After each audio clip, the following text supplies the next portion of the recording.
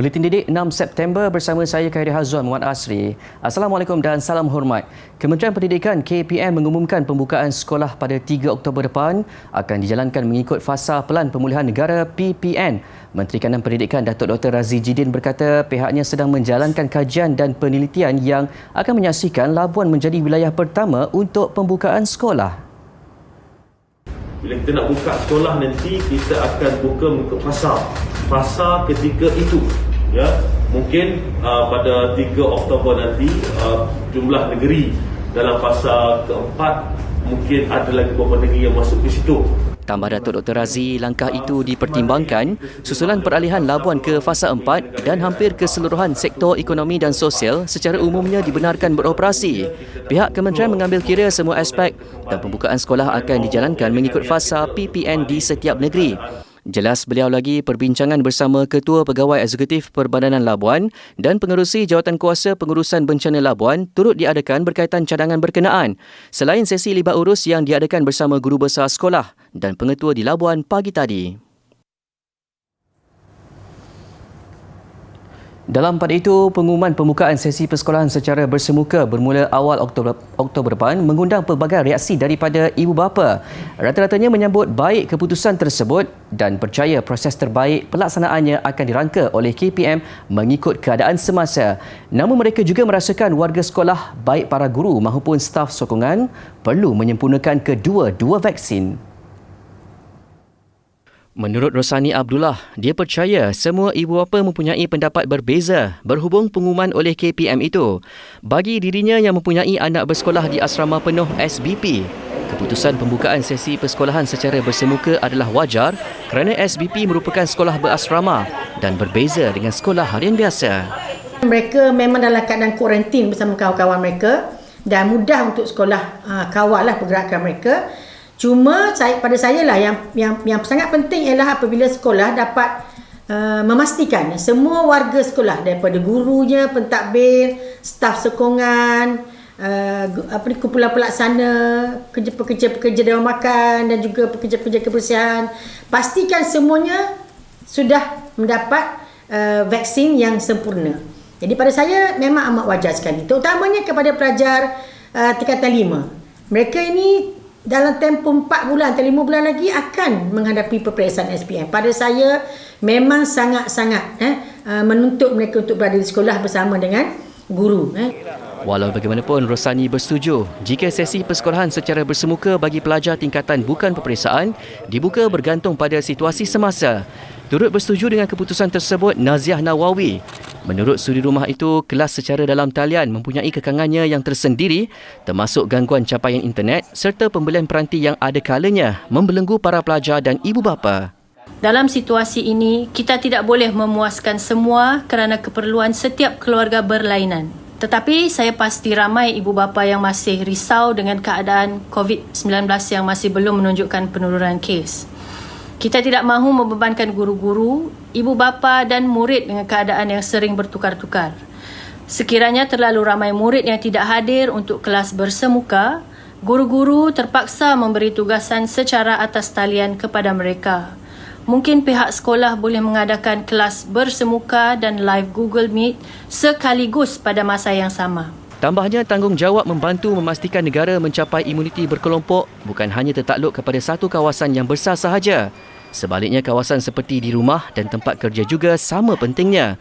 Justru semua pihak dinasihatkan untuk sama-sama menggalas tanggungjawab itu dengan mengambil vaksin. Bagaimanapun, ada juga ibu bapa yang tidak dapat lari dari perasaan bimbang. Bagi Azlan Rashid, dia menerima baik keputusan KPM untuk membuka kembali sesi persekolahan bersemuka, namun tetap khawatir dengan status COVID-19 yang tinggi di beberapa negeri. Walaupun dengan mematuhi SOP sedia ada, tidak menjaminkan penularan virus ini. Dengan keadaan sistem pelbagai persekolahan seperti sekolah harian, sekolah berasrama penuh dan sekolah institusi tinggi, pergerakan pelajar dan guru-guru serta kaki tangan pendidikan tidak dapat dikawal sepenuhnya. Kita jaga kita selalu disebut, tapi rata-rata kita masih tidak memahami dan menyelami apa yang perlu dibuat. Jelasnya, sekiranya ada para pendidik menolak untuk divaksin, pembelajaran perlu diteruskan secara dalam talian bagi memastikan keselamatan para pelajar. Namun Azlan percaya KPM akan pertimbangkan pelbagai faktor termasuk pematuhan prosedur operasi standard SOP yang lebih ketat. Vaksinasi untuk golongan remaja bakal dimulakan apabila 80% populasi orang dewasa di negara ini menerima 2 dos vaksin COVID-19. Menteri Kesihatan Khairi Jamaluddin berkata keputusan itu akan dilaksanakan dengan syarat jumlah bekalan vaksin mencukupi. What we would recommend is once we have enough supplies and the state hits 80% of the adult population, then we will recommend for the adolescent vaccinations to commence. Adolescent vaccinations will focus on those who are high risk, those teenagers who are at high risk.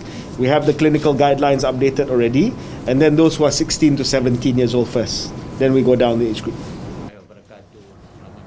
Beliau berkata demikian pada sidang media selepas mempengerusikan mesyuarat bersama Badan Bertindak Imunisasi COVID-19 Kebangsaan CITF Sabah di Pusat Pentadbiran Negeri Sabah PPNS hari ini. Turut hadir Ketua Menteri Sabah Datuk Haji G. Noor dan Ketua Pengarah Kesihatan Tan Sri Dr. Nur Hisham Abdullah.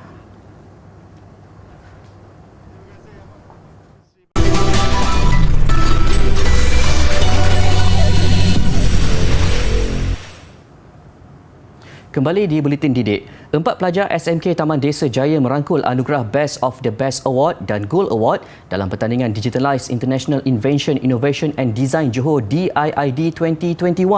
Pelajar dari program vokasional menengah atas PVMA, penyejukan dan penyaman udara itu memenangi anugerah berkenaan bagi kategori sekolah menengah. Sebanyak 133 pasukan dari pelbagai kategori menyertai pertandingan inovasi anjuran Universiti Teknologi Mara Cawangan Johor yang berlangsung pada Februari hingga Julai lalu serta pengumuman pemenang pada 2 September. 4 pelajar tersebut ialah Muhammad Mustaqim Mustafa Kamal, Suhaimi Abdul Jamil, Muhammad Alif Najmi Farmizi dan Wan Alif Ashraf Wan Zambari. Pasukan yang dibimbing Cikgu Saiful Amri Muhammad Ali itu mengetengahkan produk dengan tema Safety First yang diberi nama Outdoor Wireless Screen 1.0. Alat ini mempunyai lebih ciri keselamatan untuk kegunaan pemasangan unit luar penyaman udara berbanding cara konvensional. Ia juga kurang menggunakan tenaga manusia kerana dilengkapi sistem elektronik dan alat kawalan jauh. Selain sistem mekanikal yang telah diinovasi untuk penggunaan optimum. Idea tercetus hasil kajian temu bual dengan beberapa juruteknik servis penyaman udara. Ia mendapat reaksi positif dalam kalangan juruteknik servis dengan sokongan pihak pentadbiran sekolah.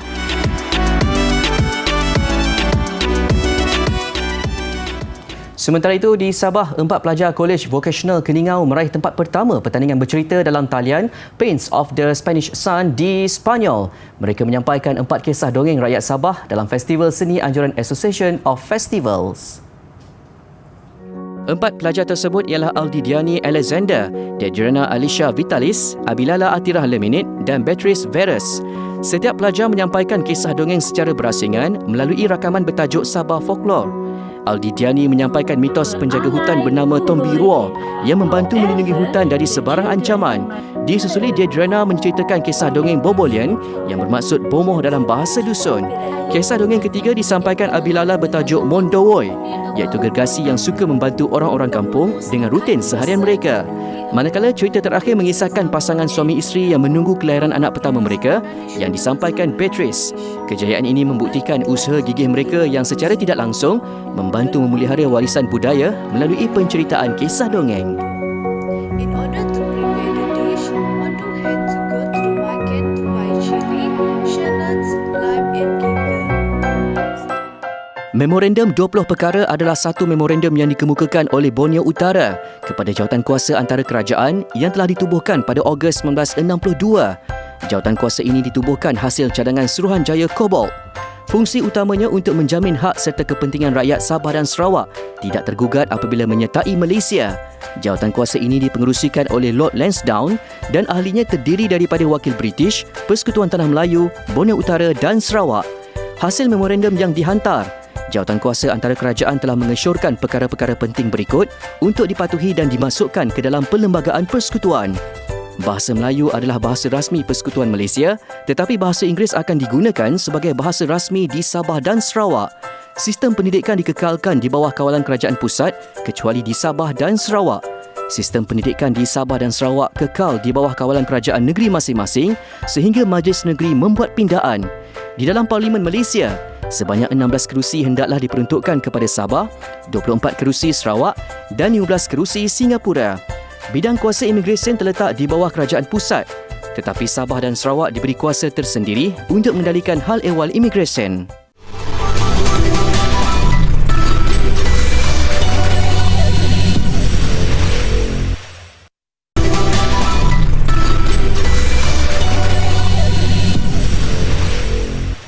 Platform Radio Media Prima Audio MPA mencatat sejarah apabila menganjurkan persembahan secara maya selama 24 jam tanpa henti menerusi program amal COVID #Baik Semula bermula jam 12.30 malam kemarin.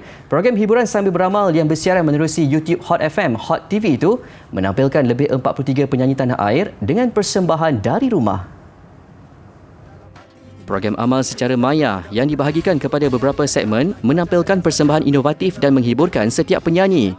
Ia membabitkan artis terkemuka seperti Datuk Seri Siti Nurhaliza, Faizal Tahir, Jacqueline Victor, Siti Nordiana dan Tuju. Program amal COVID #Baik Semula diterajui oleh Hot FM bersama Bulletin FM, Fly FM, 8FM dan platform media prima lain. Bersama-sama pastikan ada penghujungnya kembali semula. Program amal ini bertujuan mengumpul dana untuk petugas barisan hadapan dalam membantu perjuangan memerangi COVID-19. Selain galakkan kepada rakyat Malaysia terus kekal duduk di rumah dan menyaksikan persembahan sambil beramal, menerusi dana disalurkan ke Tabung Kemanusiaan Media Prima NSTP. Setiap sumbangan yang diterima akan digunakan membeli peralatan perubatan, makanan dan keperluan harian bagi disalurkan kepada mereka yang terkesan COVID-19.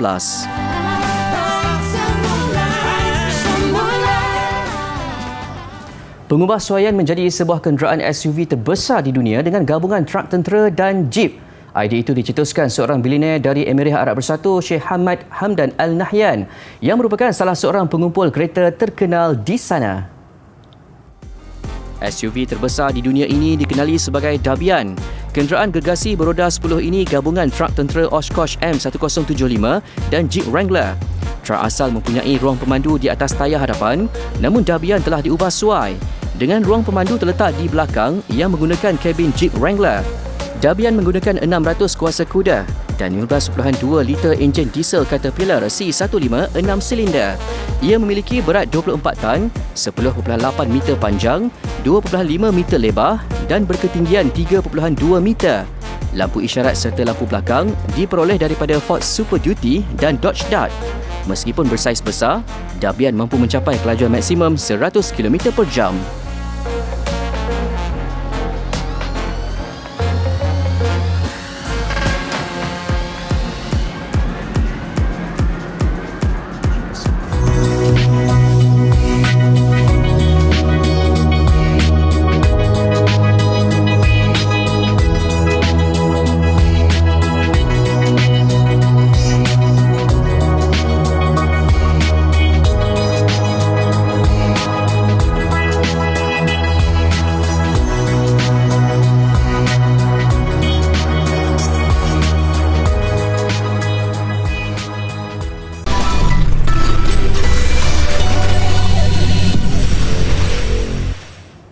Masih di Buletin Didik. Terus ke laporan sukan. Sukan Paralimpik Tokyo 2020 melabuhkan tirainya semalam.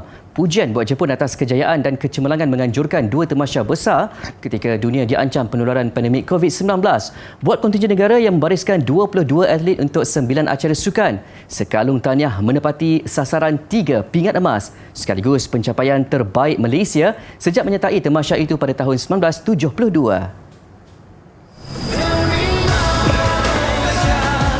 Selepas bermula pada 25 Ogos lalu, Tamasya Paralimpik Tokyo 2020 ditutup secara rasminya dengan penuh warna-warni semalam. Juga pastinya kenangan indah buat pemenang pingat emas badminton negara Chia Liek Ho yang diberi penghormatan selaku pembawa jalur gemilang. Selain Liek Ho, dua lagi pingat emas negara menerusi Boni Bunya Gustin powerlifting 72 kg dan Abdul Latif Romli lompat jauh T20. Malaysia turut meraih dua pingat perak sumbangan Jong Yi Ki powerlifting 107 kg dan Chiu Wei Lun Bokia. China muncul juara keseluruhan dengan 96 pingat emas, 60 pingat perak dan 51 gangsa. Ia diikuti kontingen Great Britain dan Amerika Syarikat. Manakala Malaysia menamatkan cabaran di tangga ke-39 dengan 3 emas dan 2 perak. Bukan sahaja menepati sasaran, ia juga pencapaian terbaik sejak penyertaan pertama di Jerman pada 1972. Selain memperbaiki kutipan 3 pingat emas dan 1 gangsa di Rio pada 2016. Tamasya Paralimpik 2024 akan berlangsung di Paris, Perancis.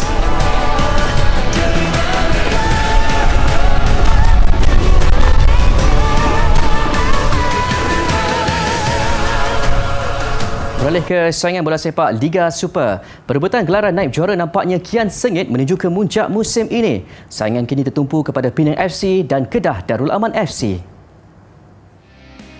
Berbaki satu perlawanan, Penang FC kini di tangga kedua dengan 40 mata. Kedah Darul Aman FC pula masih memiliki 2 perlawanan meskipun ketinggalan 1 mata. Penang FC meraih mata ke-40 selepas menundukkan Seri Pahang FC di Stadium Darul Makmur. Meskipun tuan rumah terdahulu memecah kebuntuan menerusi jaringan Kenny Atiu pada minit ke-61, Penang FC hanya memerlukan 7 minit untuk menyamakan kedudukan hasil percubaan Enric Dos Santos dan Daniel Ashraf menjaringkan gol kemenangan Penang FC pada minit ke-72. Seri Pahang FC yang terselamat daripada tersingkir ke Liga Perdana terus kemarau kemenangan selepas 5 perlawanan. Sementara itu, Ifedayo Omusuyi meledak hat-trick membantu Selangor FC membelasah Sabah FC di Stadium Likas. Omusuyi memulakan tindakan pemusnahnya pada minit ke-23 hasil kesilapan pertahanan tuan rumah. 2 minit kemudian, Omusuyi terus menampilkan bisa untuk Selangor FC mendahului 2-0. Sebelum rehat, Selangor FC mengukuhkan kedudukan menerusi jaringan ketiga hasil percubaan Mukhairi Ajmal Mahadi. Hanya seminit selepas aksi bersambung, Selangor FC menambah gol keempat menerusi Nur Hakim Hassan. Minit ke-76 pintu gol Sabah FC terus dibolosi. Giliran Daniel Asri selaku penjaring buat Selangor makin selesa mendahului 5-0.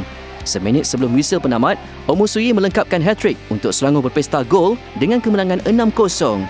Selangor kini mengumpul 36 mata di tangga ke-5. Manakala Sabah FC tewas lagi dengan jaringan besar setelah dimalukan UiTM FC 4-0 minggu lalu.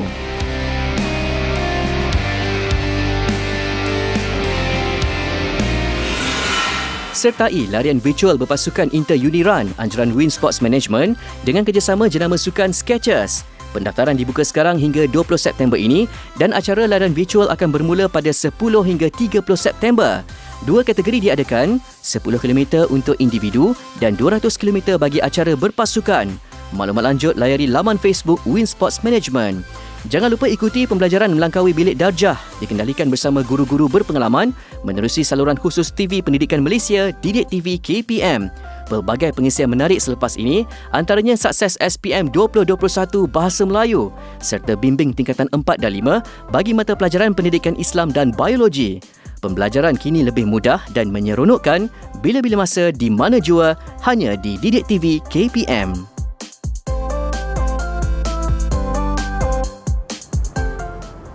Baik, aksi Willy Truck Pickup Gergasi mengakhiri buletin didik malam ini. Saya Khairi Hazwan Muhammad Asri. Assalamualaikum dan salam hormat.